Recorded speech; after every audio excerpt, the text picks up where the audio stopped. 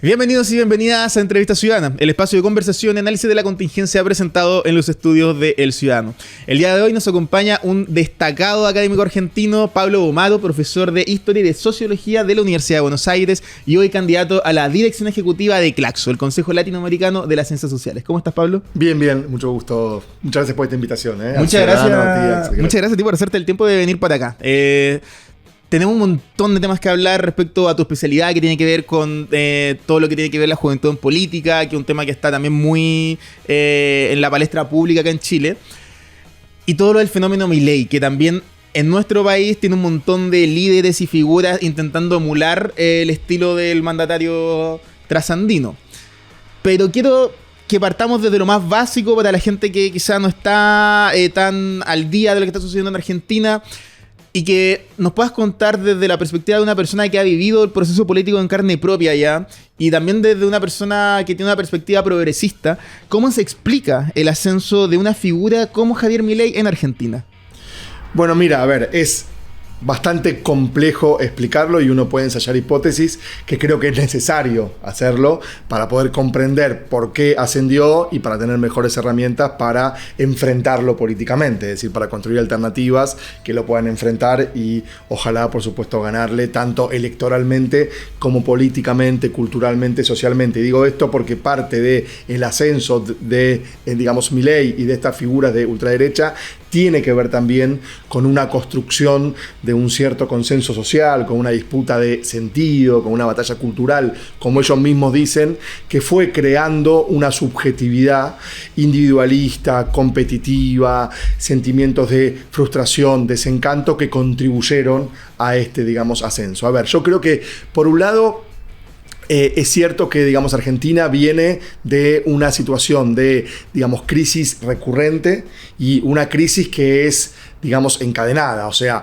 a la crisis sobreviene otra crisis y es la crisis sobre la crisis, ¿no? Uno puede pensar en 1989, puede pensar en el 2001, pero también puede pensar que al menos desde el año 2012, 2013, o sea, ya hace 12, 13 años, que Argentina viene empeorando en sus indicadores sociales, en sus indicadores vinculados con pobreza, con, digamos, empleo, con cuestiones vinculadas con desigualdad, con crecimiento económico, con calidad de, digamos, el empleo, porque también hay una situación creciente de precarización laboral, pero también precarización de los territorios, de las condiciones de vida en general, y pandemia mediante. Estas situaciones de desigualdades, digamos, entrelazadas, que se han profundizado, y esta precarización, que no solo es una precarización material, que sin duda lo es, sino también uno podría hablar de cierta precarización subjetiva. Es decir, uno podría hablar de efectos, digamos, emocionales, afectivos, vinculares, subjetivos, de esta situación de precarización material, que también hicieron, por ejemplo, entre las juventudes, que hubiera una sensación cada vez más grande de desencanto, descontento, malestar, rabia. Entonces creo que esa situación de estancamiento económico, empeoramiento de los índices, desigualdades crecientes, pandemia mediante, esto se ha profundizado y se ha, digamos, entramado, se ha articulado con un desencanto y una precarización también a nivel subjetivo, a nivel, digamos, emocional, a nivel de las sensaciones y de los afectos, sumado a que en Argentina venimos de dos experiencias políticas frustradas, o sea, de dos experiencias políticas que aún asumiendo sus propios objetivos, digamos, si uno hiciese propios y comprendiese y hasta entrase en la lógica de esos dos gobiernos, hablo del de 2015-2019, Mauricio Macri con una derecha entre comillas más tradicional o más clásica, y el de 2019-2023, Alberto Fernández, sí, con una versión de, digamos, el peronismo un poco particular, pero un gobierno peronista al fin. Esas dos experiencias fueron frustradas, fueron fracasadas, aún asumidos por sus propios protagonistas. Entonces, también ante esas dos experiencias, digamos, fracasadas, frustradas, bueno, emerge una tercera opción que se presenta como nueva, aunque no siempre es nueva, pero se presenta como novedosa, se presenta como disruptiva, ¿sí? Muchas personas decían yo voto a Milei porque quiero darle un cachetazo o una digamos trompada al sistema político. A la casta. Claro, exactamente. Quiero que todo vuele por los aires. No coincido con las ideas de Milei, porque ahí hay que separar el voto a Milei o una adhesión electoral de un acuerdo programático. Es decir, creo que no es un voto tan ideológico, aunque hay una disputa de sentido por dar, sino que es un voto que tiene que ver con otro tipo de afinidades y con procesar una situación precaria a donde Milei rápidamente encontró responsables de ese malestar, de esa situación precaria, y dijo, es la casta política. Por supuesto que no dijo ni es la corporación económica, ni es el capitalismo, ni son los grupos más concentrados. Dijo, es la casta política, pero eso hizo sentido con una reconfiguración también, que sería un poco más extenso conversar, pero digamos, en algunos estudios vimos que hubo una reconfiguración de las gramáticas políticas, es decir, de los sentidos que se van configurando en la conversación política, entre muchas comillas, y ahí, por ejemplo, digamos, la gramática de los derechos, que en Argentina es muy fuerte, o sea, yo tengo derecho a educación pública gratuita, salud pública gratuita, un empleo más o menos estable. Esa gramática de los derechos, pandemia mediante, se fue reconfigurando o transformando en una gramática de privilegios.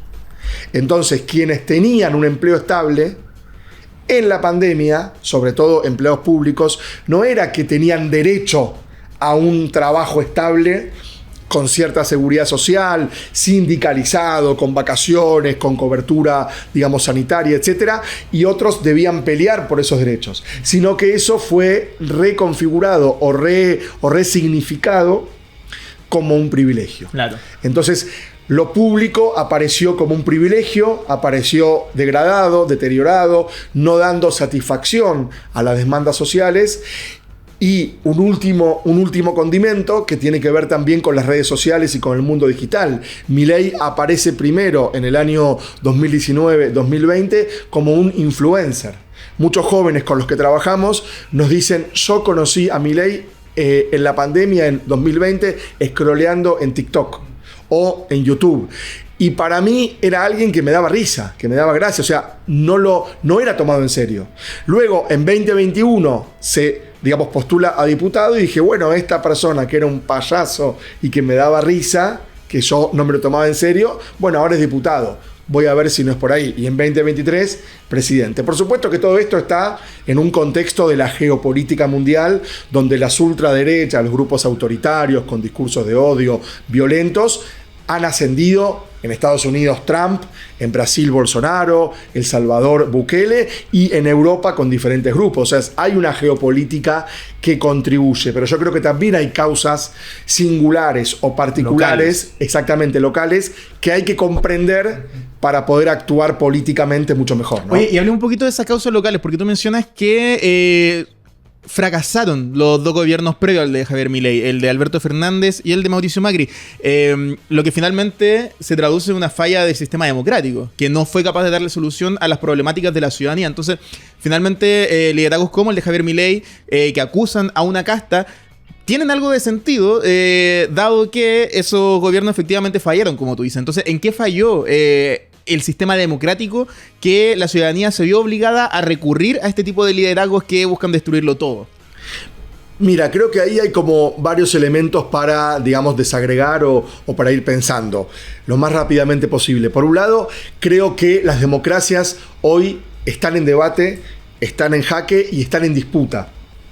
En muchas investigaciones, en Claxo también, que ahora vamos a hablar seguramente sobre el Consejo Latinoamericano de Ciencias Sociales, pero digamos, adelanto un poco porque en Claxo hablamos de amenazas y desafíos a las democracias contemporáneas en América Latina, en el Caribe y por supuesto en el mundo. ¿Por qué amenazas y desafíos? Amenazas, hostigamientos, asedios, ataques de las ultraderechas, de los grupos autoritarios, que en nombre de la república y de la democracia, lo único que hacen es horadar las libertades, inclusive hablan en nombre de la libertad, pero horadan, deterioran, debilitan las libertades democráticas y los sentidos democráticos vinculados con una convivencia a donde todos podríamos en el ágora pública tener igualdad de voces y tener estos derechos. Por supuesto que uno puede pensar que esa igualdad es una ficción que oculta desigualdades económicas, pero eso sería como otra discusión, pero sin duda que partimos de ahí, ¿no? Pero entonces digo, ataques, sin duda, digamos, asedios, pero también desafíos. ¿Por qué desafíos? Porque las democracias están desafiadas por los movimientos sociales, por las organizaciones, por la asociatividad social, o sea, están desafiados por lo social, porque no fueron capaces en estos últimos 30 años al menos de dar respuesta a los anhelos populares, a las demandas. En muchos países, en Chile creo, fueron continuidad económica de políticas dictatoriales. Claro. Continuidad económica y continuidad en la matriz o en la estructura social. En otros países donde pudo haber más disrupción en relación a las políticas de la dictadura militar, digamos, por diferentes cuestiones, por políticas regresivas, por el liberalismo que estuvo en Argentina en los 90 con Menem, por diferentes cuestiones, por no ir a fondo en los juicios por memoria, verdad, justicia, por el condicionamiento externo de la deuda externa, por diferentes cuestiones, no dieron respuesta a los anhelos populares. Por lo tanto, creo que las democracias están hoy en debate y hay algo que, por eso yo decía varios elementos, hay algo que puede ser interesante también, que es cómo nos posicionamos ante esta crisis de la democracia, o sea, ante esta limitación, ante este agotamiento de las formas democráticas, ¿sí? Clásicas o más conocidas. Porque sucedió algo en Argentina, en Brasil también, no sé si en Chile está ahora, digamos, ocurriendo, ojalá que no. ¿Por qué? Porque sucedió algo que es que las fuerzas más de izquierda, centroizquierda, llamadas progresistas, entre comillas, se posicionaron en un lugar de defensa de lo logrado, defensa de las conquistas o los valores democráticos. Ahora, eso fue leído por la mayoría de la sociedad o por grandes grupos sociales como una defensa del statu quo, como una defensa de la situación que hoy tenemos. ¿Y cuál es la situación que hoy tenemos? Desigualdad, precarización, insatisfacción, malestar. Por lo tanto, la defensa, la conservación del estado actual fue asumido por las izquierdas que están llamadas a transformarlo. Claro, o sea, no se propone una transformación de aquello que la ciudadanía está rechazando. Exactamente. Y el cambio fue asumido por las derechas. Uh-huh.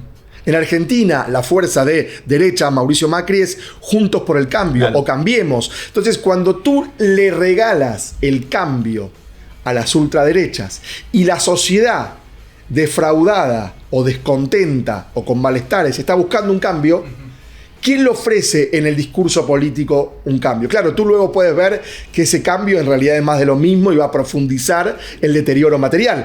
Pero desde la conversación política, desde la conversación pública, aparece, bueno, el cambio es la derecha y la conservación es la izquierda. Por lo tanto, ahí hay algo para poder ver y también algo para poder ver. Llega a ser irónico que hoy día hay incluso como figuras que eran como del mundo punk, como Johnny Rotten de los Sex Pistols, Nick Cave, que hoy día se han ido a la extrema derecha diciendo que representan la contracultura hoy día. Y la derecha de alguna forma también impulsada por los medios digitales viene a representar la contracultura del establishment, que hoy día, claro, como tú dices, está representado por la izquierda, por el progresismo. Exactamente. Y creo que el progresismo en algunas situaciones nacionales se ha colocado él mismo en ese lugar. O sea, como que le resultaba cómodo decir, nosotros queremos defender las libertades democráticas, lo logrado, las conquistas. En Argentina era así, en la campaña de 2023, el peronismo decía, regresemos al 2015, acuérdense lo bien que estábamos antes del 2015. Ese discurso no es seductor para jóvenes, que tuvo a una persona de 22, 23 años, tú le dices, vamos a regresar hace 10 años atrás. Cuando tú tenías 10 años, 12 años, 11 años, eso no es seductor para ningún joven, pero además no es políticamente productivo. Y ahí hay una última cuestión, habría mucho más y por supuesto sigamos conversando, pero hay una última cuestión que tiene que ver también con la desigualdad y con la libertad, porque también ahí se da una disputa. Yo voy mucho a las disputas de sentido, porque sin duda que hay explicaciones económicas, por supuesto, que estos son los instrumentos de los grandes grupos concentrados para seguir dominando. Pero también convengamos que con ciertas ciertas izquierdas, los grupos concentrados también continúan dominando, ¿no? Entonces digo, no hay que ser tan lineales tampoco en eso. Por supuesto que es un instrumento de dominación de, digamos, clase, eso por supuesto, pero digamos que no es que solo la ultraderecha es instrumento de dominación de una clase dominante, sin duda. Pero digo, desigualdad y libertad, ¿por qué digo esto? Porque en las izquierdas se, digamos, asumió y se fue produciendo un discurso de que vamos a construir sociedades más igualitarias y a contrarrestar desigualdades. Los indicadores muestran que esto no fue tan así. Chile, es cierto, mejoró. Chile era uno de los países más desiguales del mundo y hoy en día lo sigue siendo, pero mejoró en varios niveles, en varios indicadores. Pero muchos otros países mejoraron en algunos indicadores absolutos como pobreza, desempleo, salud, pero las desigualdades persisten. Esta cuestión de desigualdades persistentes que hasta se profundizan con mejora de ciertos indicadores. Y entonces, las izquierdas fracasaron, entre comillas, en contrarrestar desigualdades o en construir sociedades más igualitarias. Y le regalaron a la derecha el discurso de la libertad. Cuando hace 150 años o más ya, un barbudo que no soy yo, dijo, el comunismo es el reino de la libertad. Perdón que diga aquí comunismo, ¿no? El comunismo es el reino de la libertad. Entonces, ¿cómo nosotros estamos luchando por el reino de la libertad, pero le regalamos el discurso de la libertad, menos en Argentina, a Milei, a las ultraderechas? Digo, ahí creo que hay mucho para cuestionarnos en cómo estamos interpelando a los grupos sociales. Porque una última cosa, hay una derecha que también es algo novedoso o más emergente en los últimos tiempos y que puede hacer que muchos la vean como contracultura, que es que entronca, que se articula con algo de lo popular. Milei es una derecha popular. Él fue arquero en un club de fútbol. O sea, viene como de ese mundo popular que a veces las izquierdas están más emparentadas con las élites. Claro. Con las élites intelectuales, con las élites académicas. Claro, son más cosmopolitas de alguna forma.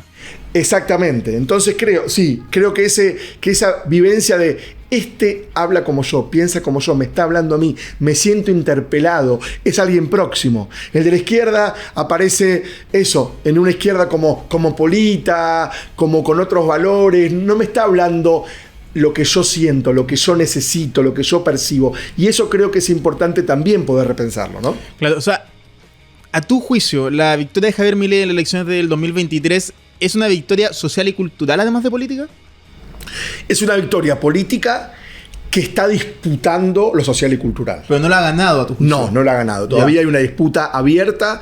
¿Por qué? Porque todavía hoy las encuestas muestran que muchas personas que votaron a Milei y que lo apoyan electoralmente no concuerdan con sus propuestas. Mucha gente todavía hoy dice, no concuerdo con la destrucción que está haciendo, no concuerdo con que cierre políticas sociales, no concuerdo, de hecho hubo 2 marchas universitarias inmensas en la Argentina, no estoy de acuerdo con que recorte el presupuesto para la educación pública, con que quiera cerrar universidades, no estoy de acuerdo con eso. Ahora, lo sigo apoyando políticamente porque no hay una alternativa que me seduzca más. Porque él viene a cambiar las cosas que a mí me estaban molestando. Entonces lo voy a dejar hacer hasta que yo sienta que cambió todas las cosas que me estaban molestando.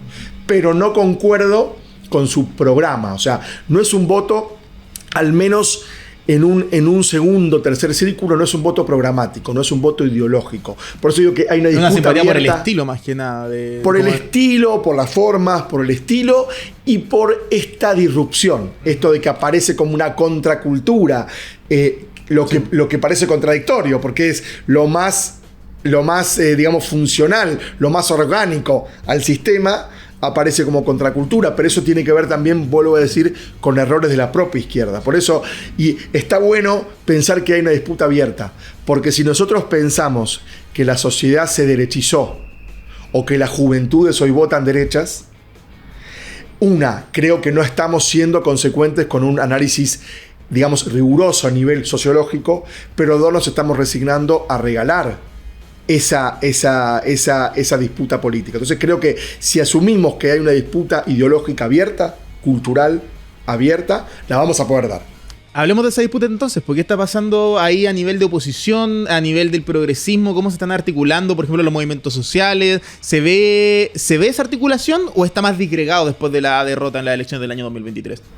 Yo creo que todavía estamos en un momento de, digamos, disgregación, sin duda, porque tampoco aparece una opción política. Yo creo que la oposición a Milei o una posible derrota a Milei y a su grupo va a venir por la política, no por la economía. O sea, muchos apuestan a que el deterioro económico, porque digamos en Argentina aumentó el desempleo, aumentó la, digamos, pobreza, sigue habiendo inflación, menos que antes, pero sigue habiendo inflación. Para Chile sería, digamos, una inflación insoportable. Argentina hoy, aún con Milei, con el éxito económico, entre comillas, de Milei, tiene 60% de inflación anual. 60, no dije 6%, dije 60%. Imagínense lo que esto sería en Chile. Entonces, y eso es la ultraderecha que nos quieren vender como exitosa. El éxito de Milei es más desempleo, más pobreza, inflación 60% anual. Entonces, ahí hay una crisis económica en ciernes, también por un estrangulamiento externo, o sea, porque seguimos pidiendo plata al Fondo Monetario Internacional, nos seguimos endeudando. Pero yo creo que la crisis o la derrota de, digamos, Milei, que es posible, va a venir por la política. Entonces, hoy el movimiento social creo que está disgregado porque falta un proyecto político que lo pueda articular. Ahora, que esté disgregado no quiere decir que esté desmovilizado. Creo que hay una sociedad movilizada que se va organizando. Hubo huelgas generales muy importantes, la última hace un mes. Ayer hubo una huelga que paralizó lo que es, digamos, transporte. ¿Sí?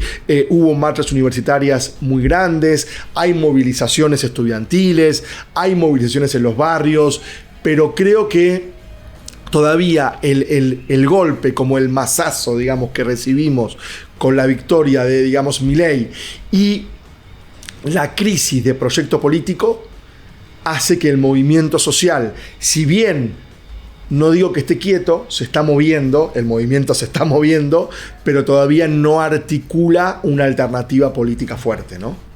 Oye, Pablo, hemos estado viendo a nivel mundial cómo los liderazgos y partidos que se hacían llamar de centro derecha o de derecha democrática, particularmente en Latinoamérica, han terminado sucumbiendo ante la ultraderecha. Lo vimos en Argentina, por ejemplo, con Bullrich, que terminó formando parte del gobierno de Javier Milei. Lo vemos acá en Chile, por ejemplo, con la candidata de la que se hace llamar la centro derecha, que es Evelyn Matei, que terminó reivindicando el golpe de Estado y proponiendo la pena de muerte. Entonces, ¿por qué a tu juicio ha costado tanto o cuesta tanto la construcción de una derecha que sea democrática y que sea comprometida con los valores republicanos? Mira, yo digamos, creo que, a ver... Para añadirlo. Claro. Porque, por ejemplo, en Europa sucede que Emmanuel Macron o Angela Merkel ponen un cerco sanitario ante la ultraderecha y dicen, con esto nos vamos a pactar. ¿Por qué en Latinoamérica no sucede eso?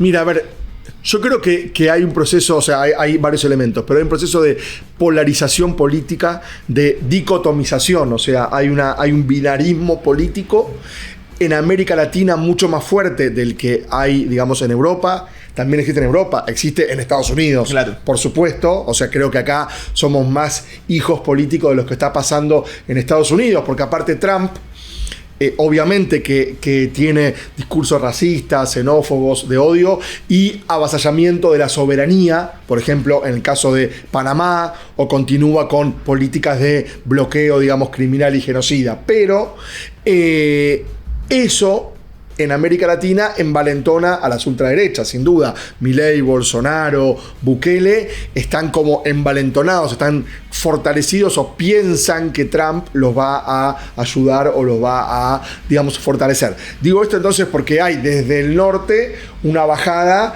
que el camino es por la ultraderecha. No es por el centro derecha, sino por lo ultra, ¿no? Y sabemos que estos grupos también suelen mirar lo que el norte indica. Entonces suelen mirar, o suelen ser funcionales, o suelen ser directamente instrumentos de lo que el norte indica. Entonces creo que ahí hay un elemento. Luego yo empecé a hablar de la polarización política, de esta dicotomización del campo político. Entonces creo que eso obliga a diferentes grupos, por cálculos electorales, a veces inmediatos, a veces mezquinos inclusive, a posicionarse en esa dicotomización.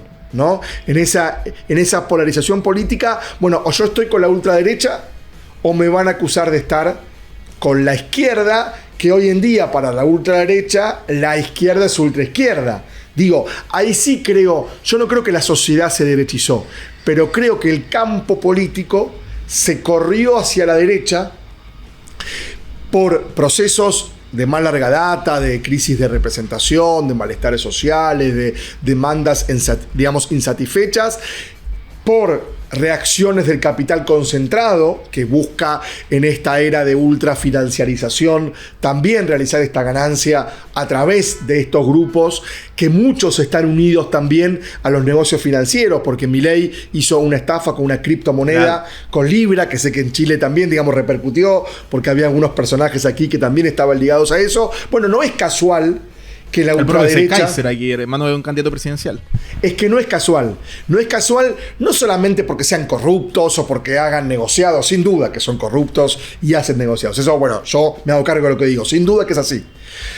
Pero porque hacen sentido con la ultrafinanciarización del capitalismo contemporáneo. Esas ultraderechas son funcionales al mercado de capitales, a las criptomonedas, a esa ultrafinanciarización. Por lo tanto, digo, creo que eso es una explicación estructural. Pero estos centros creo que están como obligados a polarizarse.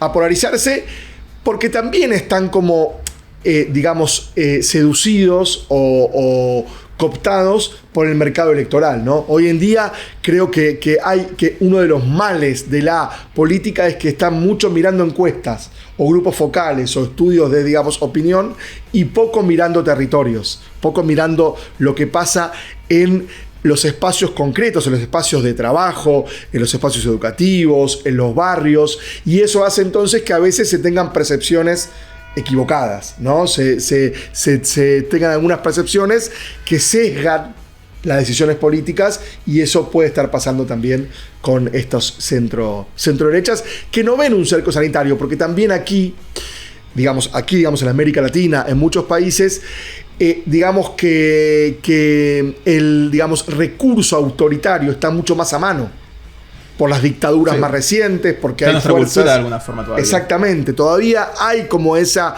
apelación a, bueno, hay un discurso autoritario que puedo tomar cuando me conviene, ¿no? Que puedo reivindicar a las dictaduras. En Europa hay grupos que, digamos, reivindican al nazismo, sin duda, en Alemania, claro. AfD, pero no son minoritarios a nivel numérico, digo, son muy cercados por el campo político. Hay un cerco sanitario y son inclusive penalizados a nivel político. Si tú hoy en Chile a un candidato que reivindica a la dictadura lo penalizas judicialmente, estoy seguro que se va a victimizar y va a decir que lo persiguen, y hasta va a lograr revertir esa penalidad judicial.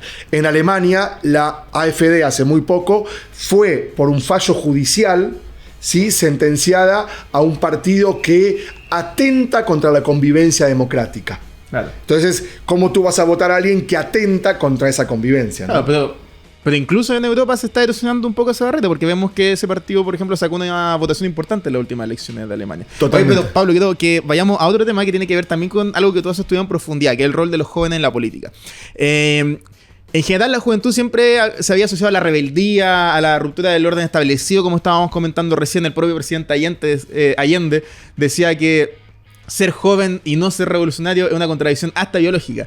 Pero hoy día estamos viendo que las juventudes se están volcando masivamente hacia la derecha. Entonces, ¿qué explica a tu juicio, que has estudiado el tema, este fenómeno? ¿Qué está ofreciendo hoy la derecha, que se está convirtiendo en una opción más atractiva para los jóvenes que la izquierda? Bueno, un poco lo que estábamos conversando antes, ¿no? Creo que hoy en día muchas ultraderechas están pudiendo ser más exitosas en la interpelación a las juventudes, o sea, en hablarles con un discurso cercano, con un discurso empático, ¿no? Quienes trabajamos con y desde juventudes decimos siempre que hay que construir empatía. Empatía es cercanía, o sea, es ponerse en el lugar del otro. No es ni simpatía, que es idealizarlos, que es pensar que los jóvenes siempre van a tener como la, digamos, razón y que la verdad está por las juventudes. No, no es idealizarlos, no es una simpatía, no es una antipatía, que es rechazo, estigma, cierta, digamos, cuestión de negativización, sino que es una empatía, o sea, ponerse en el lugar del otro. Y muchas veces son las ultraderechas las que consiguen esa empatía, las que consiguen interpelar y reconocer el malestar, que es otra cuestión que antes también conversábamos. Muchas juventudes dicen, son los únicos que me hablan a mí, que yo siento que me hablan a mí y que reconocen que todo está mal. Porque otros intentan tapar o justificar. No, bueno, reconozcan, piensen en la pandemia, piensen en la crisis internacional, hicimos todo lo posible, no nos dejaron gobernar. O sea, está plagado de excusas. Sí, el reino de los cielos, o sea, está plagado de, digamos, excusas el campo político de las centroizquierdas y los progresismos. Y está plagado de reconocimientos y hasta de acusaciones que hoy en día con la rabia funcionan, porque cuando tú tienes mucha rabia, o mucho enojo, mucho malestar o descontento, está buscando el responsable. Y la ultraderecha te dice, yo sé quién es el responsable, es este grupo, que te viene perjudicando de hace 20, 30 años, lo que fuera, y yo los voy a combatir. Entonces hace como sentido en reconocer una situación de malestar y proponer una suerte de esperanza. Yo ahí también hay una discusión que el voto a las ultraderechas, al menos en Argentina, no es solamente un voto bronca, un voto de rabia, es de malestar y rabia, pero también es un voto esperanzado en un sentido. O sea, tienen una esperanza de que su situación mejore con las políticas que la ultraderecha propone, que uno sabe que van a empeorar en definitiva las causas de la actual situación. Pero hay una confianza, una expectativa, más que una confianza, hay una expectativa en que eso mejore, o sea, una esperanza de mejora. Entonces, reconocimiento de malestar, discurso empático cercano, mucha mejor habilidad en las redes sociales. En Chile creo que digamos, sucede algo similar, pero en Argentina quienes tienen las mayores habilidades, los mayores seguidores, los mejores productos para redes sociales son las ultraderechas. Claro. Y los algoritmos también están de alguna forma destinados a eso. O sea, es impresionante que uno de repente se mete a ver un video en YouTube de una rutina del gimnasio y eso te dirige al contenido de Andrew Tate, una persona ahí de ultraderecha, ese tipo de Exactamente. Contenido. Por supuesto que hay, digamos, un algoritmo que reproduce esos discursos. Pero también es cierto que las piezas digitales de muchos espacios de izquierda o de centroizquierda o progresistas, seguramente el ciudadano no, ¿sí? Pero muchos otros no son tan atractivas. No. Digo, porque cuando Milei empezó, no empezó por el, digamos, algoritmo. Luego el algoritmo lo fue alimentando. Pero empezó porque daba esos videos y esos discursos bien disruptivos, insultaba en cámara, con un peinado raro que ni tú ni yo podríamos tener, obviamente. Sí, pero eso hizo que fuese conocido primero. Luego el sistema y la concentración del mundo digital, sí, obviamente, digamos, Elon Musk, Meta, sin duda que ahí hay una economía política del mundo digital que también hay que poder comprender y hay que poder combatir. Pero digo, no hay una astucia digital tan fuerte en las izquierdas. Eso también es importante poder entenderlo, ¿no? Sí, bueno, igual existen organizaciones como Atlas Network u otras redes como internacionales que, por ejemplo, ofrecen escuelas de formación a políticos de ultraderecha para formarse en temas de redes sociales, para saber hablarle a sus públicos. Entonces también existe todo un tema, claro, como tú dices, una economía alrededor de esto. Totalmente. Oye, pero hay un tema que no sé si tú has estudiado, pero que también hoy día está mucho más en la palestra pública que hace un par de años, que es todo lo que tiene que ver con la manósfera o el fenómeno de los incels, sí, que son este contenido digital, todo un nicho que existe de contenido y de videos que le enseñan a los jóvenes a tener una masculinidad exacerbada, exagerada, que le enseñan que la culpa de que ellos no tengan sexo es por el feminismo y las mujeres. Entonces, ¿qué tanto de esto influye en el ascenso de este tipo de discursos?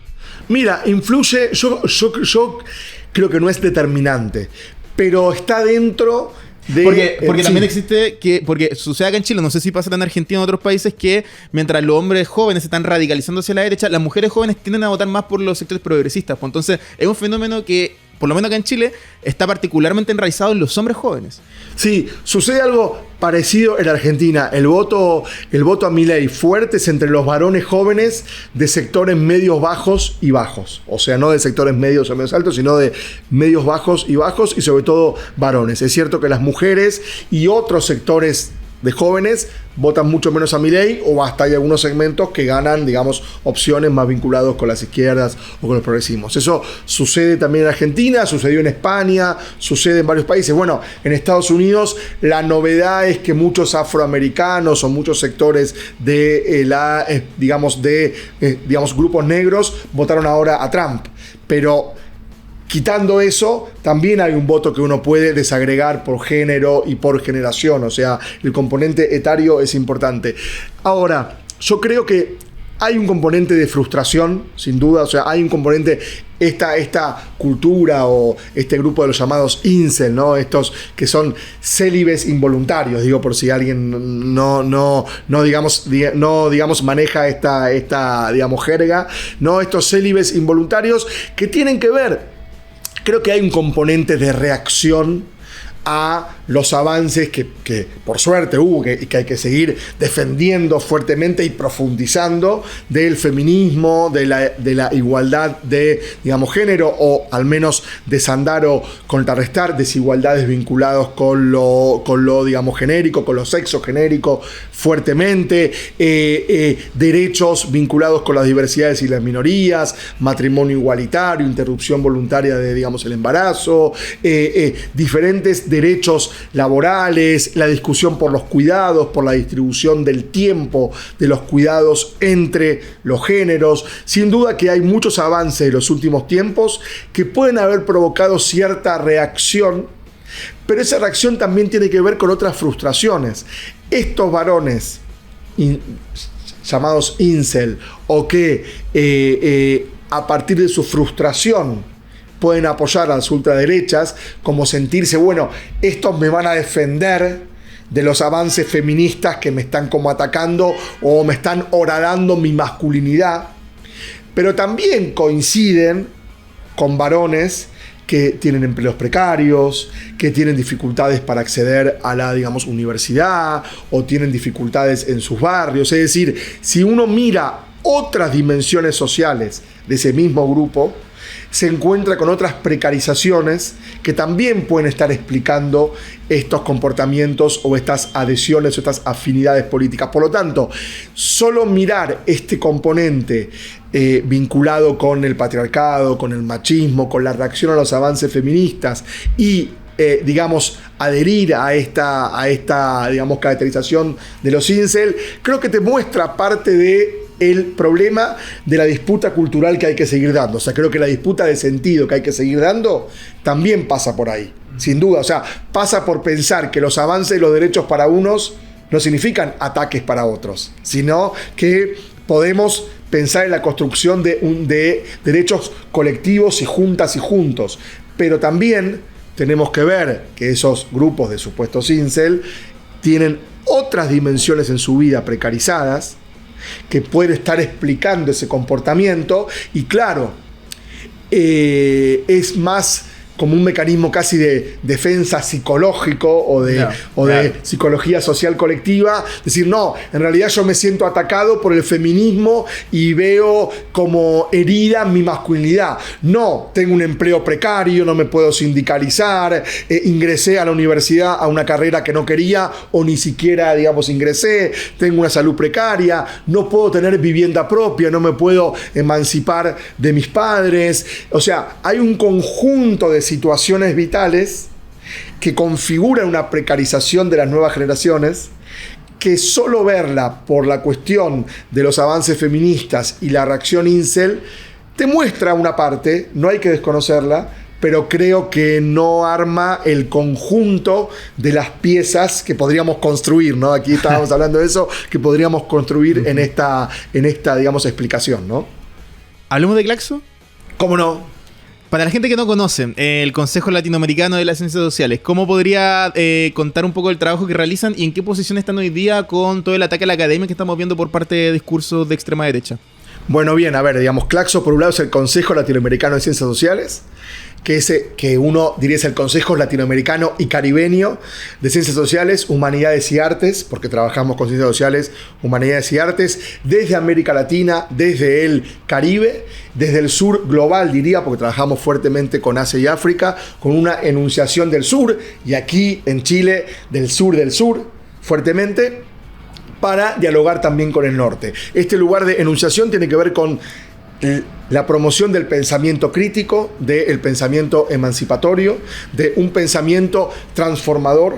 Claxo investiga, Claxo hace formación con objetivo de incidencia social, con objetivo de transformación social, uno podría decir con un objetivo de construir alternativas al mundo capitalista y a las dinámicas sociales dominantes. Claxo también promueve las ciencias sociales, humanidades y artes desde el diálogo social, que tiene que ver con poner en vinculación o con construir puentes entre academia, movimientos sociales, organizaciones sociales, colectivos sociales y política pública. O sea, poder incidir en lo público en un sentido amplio, en lo público estatal, de las políticas públicas, en lo público societal, de los movimientos sociales, y cómo la, digamos, academia se compromete y dialoga con esas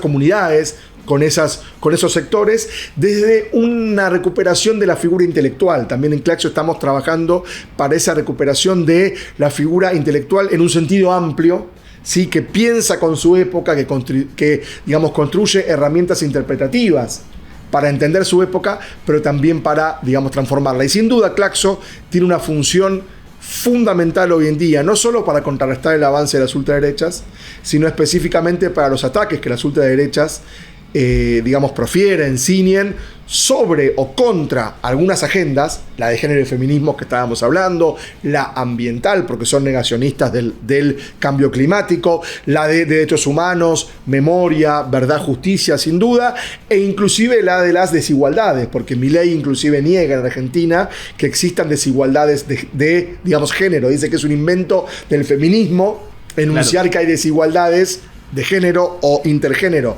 Entonces creo que ahí hay un rol, hay un lugar de Claxo de asumir los desafíos de la época y como red fuerte poder enfrentarlos. Y lo último, digo, sin duda tiene que ver con los ataques que las ultraderechas profieren contra las universidades, contra la ciencia pública, contra la investigación, y dentro de las universidades, la ciencia pública y la investigación contra las ciencias sociales, humanidades y artes. En Estados Unidos estamos viéndolo, pero aquí también, recuerdo, no me acuerdo si era Cast, creo que era Cast, que uno de los candidatos de las ultraderechas autoritarias, violentas, en su, programa decía que había que,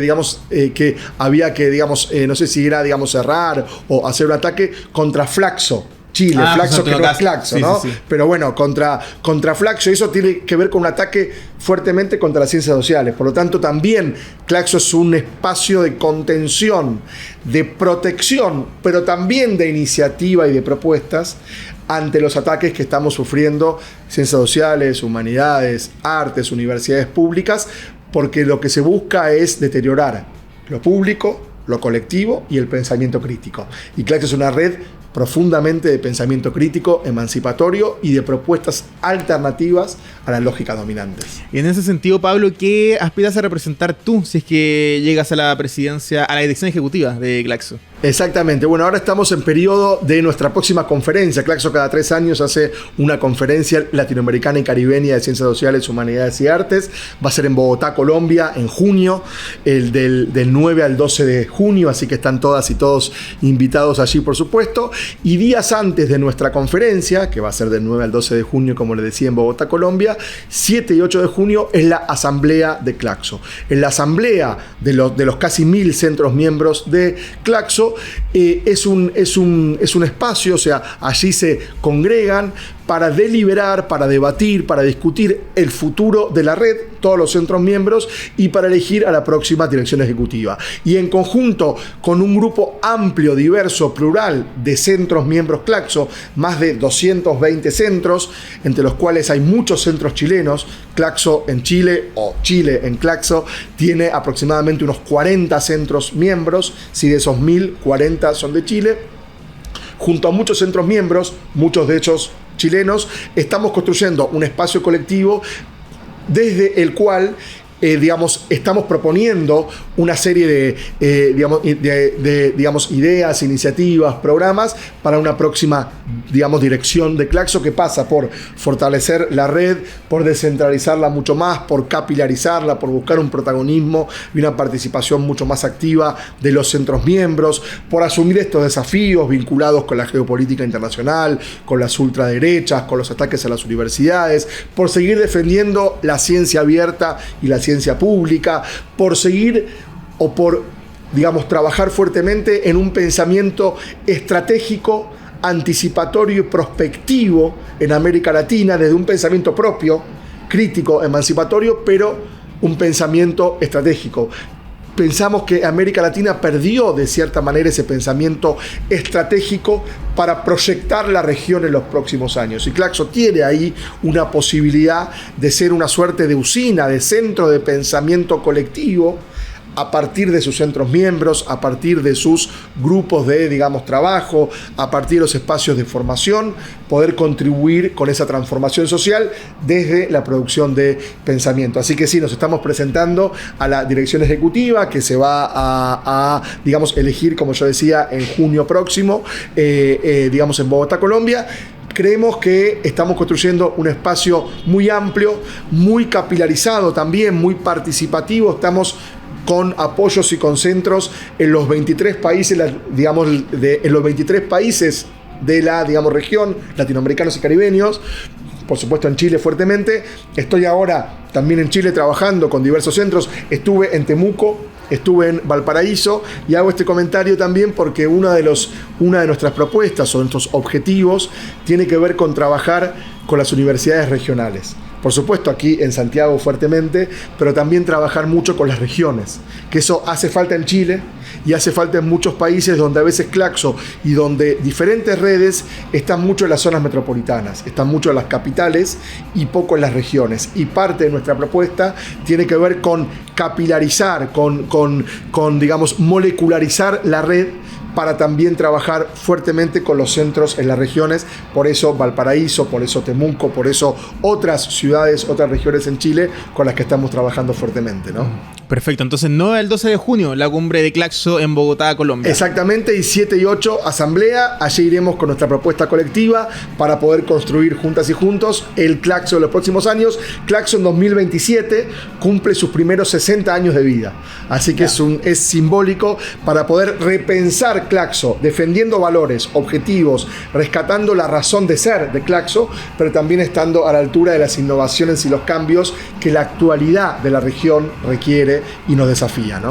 Pablo Omaro, académico de la Universidad de Buenos Aires, candidato a la dirección ejecutiva de Claxo, te quiero dar las gracias por estar con nosotros el día de hoy en Entrevista Ciudadana. Muchas gracias por esta entrevista, conversamos, seguimos dialogando cuando ustedes quieran, ¿eh? Y a nuestros auditores les recordamos que pueden permanecer informados de la contingencia nacional e internacional en www.elciudadano.com.